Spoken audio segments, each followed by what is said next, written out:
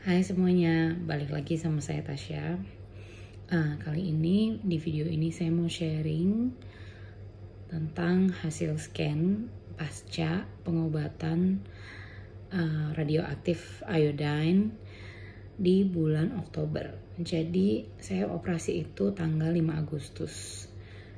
5 atau 7 Agustus saya lupa pastinya, dan saya setelah nunggu sekitar Agustus, September, Oktober itu di tanggal 18. Tanggal 16 saya masuk rumah sakit untuk di treatment ablasi. Tanggal 18 saya boleh pulang, dan di tanggal 18 itu saya scan, whole body scan, apakah obatnya tuh udah masuk atau belum.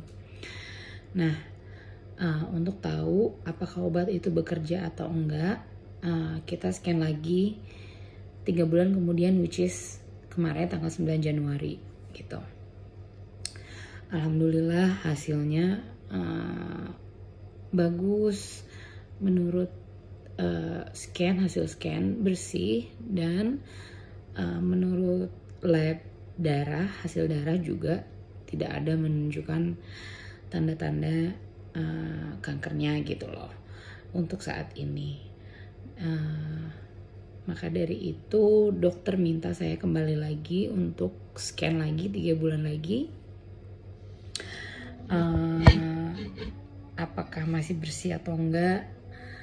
Dan setelah itu diulang lagi, kalau bersih diulang lagi 6 bulan kemudian, diulang lagi 6 bulan kemudian, dan baru bisa dilepas dalam jangka 1 tahun, 1 kali per tahun gitu. Kayak kalau diantaranya ada yang nggak bersih gitu ya, saya harus ulang lagi radioaktifnya gitu, treatment isolasinya dan segala macam. Nah, aku seneng, tapi karena dari semenjak aku didiagnosa bahwa aku kanker gitu ya, aku semua udah let it go, aku pasrah sama hidup gitu, nggak pernah punya optimis pasti, tapi aku nggak mau kayak waktu aku ketahuan benjolan itu ternyata hasilnya kanker gitu kan. Jadi kita udah berharap bahwa itu bukan sesuatu yang ganas, ternyata ganas gitu. Jadi semenjak saat itu aku ya udahlah, apapun itu hasilnya aku jalanin gitu, akan aku jalanin usaha aku. Tentu balik lagi ya, Tuhan yang kasih jawaban gitu ya. Kemarin lumayan deg-degan gitu, lumayan deg-degan. Apa kalau ya balik lagi overthink lagi, apakah kalau misalnya ini nggak bagus gimana, gue harus plan lagi akan ini begini, nanti 3 bulan lagi begini. Mulai muncul pikiran negatif lagi gitu sebelum pembacaan hasil. Tapi kemarin alhamdulillah banget, bagus, bersih. Dan aku mau klarifikasi masalah video aku sebelumnya. Aku nonton lagi kok, jadi aku kayak seakan-akan pamer gitu ya, kayak ria tentang masalah asuransi, yang ngomong asuransi unlimited gitu. Sebenarnya nggak gitu. Ini juga mungkin hanya pikiran aku aja ya, mungkin yang lain juga nggak ada yang ngeh, tapi aku cuman mau bilang betapa saat itu kurang bersyukurnya aku gitu loh, atas apa yang udah diberikan sama Tuhan gitu. Aku ngeluh soal ya aku nggak suka di tempat terpencil, di tempat remote gitulah ya, aku nggak bisa ngapa-ngapain. Tapi semenjak aku sakit kemarin, aku udah nggak mau fokus untuk yang kayak gitu-gitu lagi gitu, yang nggak penting kayak gitu. Fokus untuk diri sendiri gitu. Aku juga mau bilang makasih untuk semua yang udah support, orang tua, sahabat aku di Townside, sahabat di Jakarta. Aku mau makasih. Keluarga aku nggak bisa sebutin satu-satu, pokoknya mama, papa, Saski, Bu Detun, Mbak Novi yang datang jauh-jauh. Terus aku dikirimin bunga segala sama sahabatku di Townside. Lumayan terharu karena di saat aku ngerasa nggak punya temen, terus diperhatiin kayak gitu. Memang mereka sahabatku ya, maksudnya aku biasa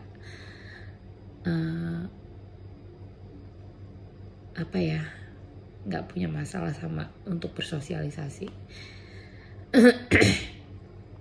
Dengan dikirimin bunga kayak gitu, aku ngerasa ini loh yang nunjukin siapa yang ada saat kamu susah gitu loh.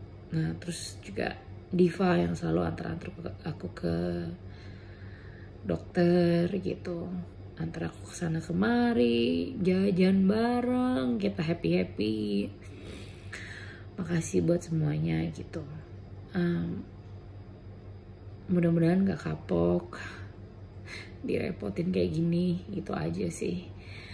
Untuk kedepannya aku nggak ada yang kayak yang seperti aku bilang, aku lagi nunggu untuk kapan baiknya ambil tes itu, karena ternyata dokternya kan juga nggak bisa konsul online.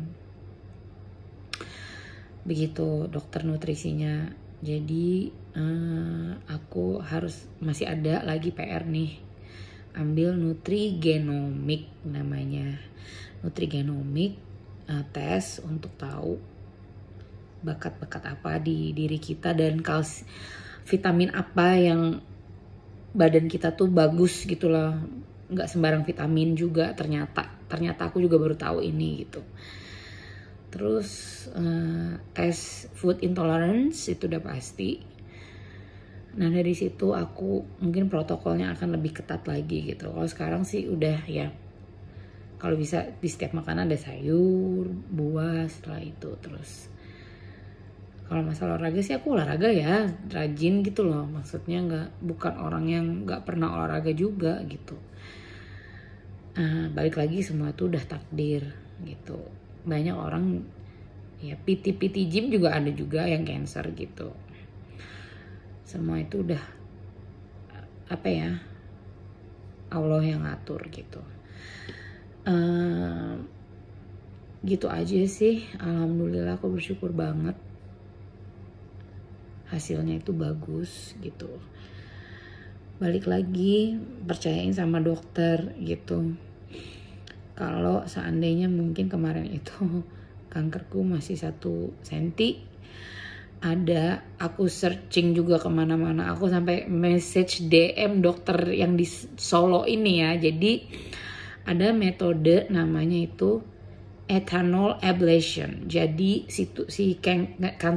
kansernya itu kalau besarnya hanya 1 senti, ditusuk jarum itu dikasih alkohol etanol, dipecahin di dalam situ.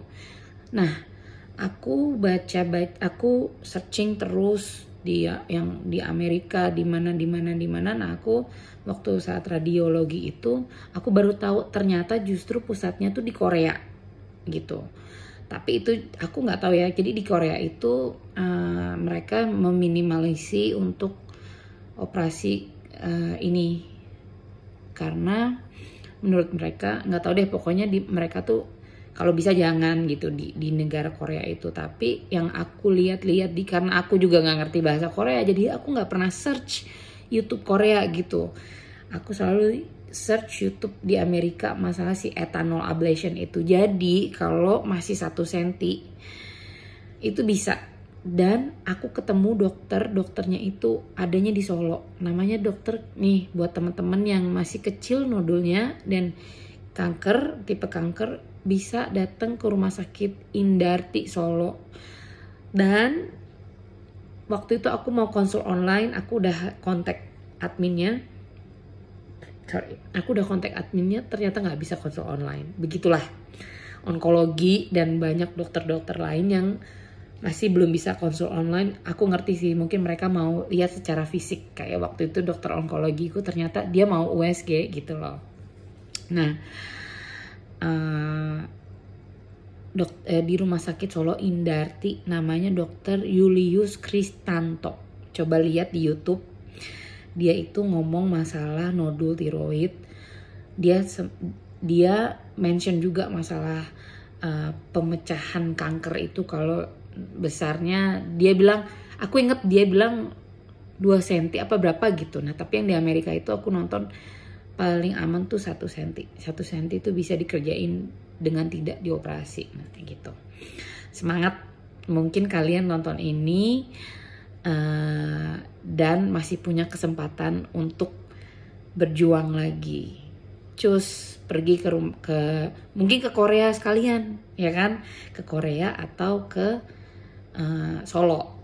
Dr. Julius Kristanto, aku lihat di YouTube. Karena kalau aku waktu itu kayak kasusnya beda ya. Saat di black aja udah 5 cm gitu, udah nggak bisa, membahayakan. Malah resikonya lebih besar daripada keuntungannya kalau kasus aku gitu. Oke, semuanya thank you banget. Mudah-mudahan aku 3 bulan lagi bawa kabar baik lagi. Jadi perjalanan ini bawa positif, kabar gembira, senyum. Jadi orang yang nonton tuh juga semangat gitu loh. Karena aku tahu yang ngalamin seperti aku, biarpun banyak keluarga, tapi saat kita mau tidur kita tuh cari info, kadang yang bikin happy, kadang yang bikin sedih, itu yang buat kita merasa sendirian gitu ya, padahal enggak sama sekali. Tapi gimana kita juga nggak bisa tidur tiap malam gitu mikirin itu gitu. Dan kalau ada yang mau tanya-tanya itu silakan banget, bisa email ya. Aku kayaknya kelihatan emailnya apa enggak, aku nggak ngerti deh, tapi bisa komen aja gitu, nanti aku balas gitu. Oke, sekian, terima kasih, makasih sekali lagi, makasih. Oh ya, makasih juga untuk tim support, tim sekolah yang aku repotin. Repotin dalam arti harus backup aku gitu ya. Karyawan baru 2 bulan izin, kan 1,5 bulan masuk, 1 bulan izin lagi, 1,5 bulan gitu. Kayaknya aku lebih banyak gak adanya daripada adanya gitu di sekolah. Terima kasih semuanya. Dan yang paling besar terima kasih tuh untuk suami dan anakku.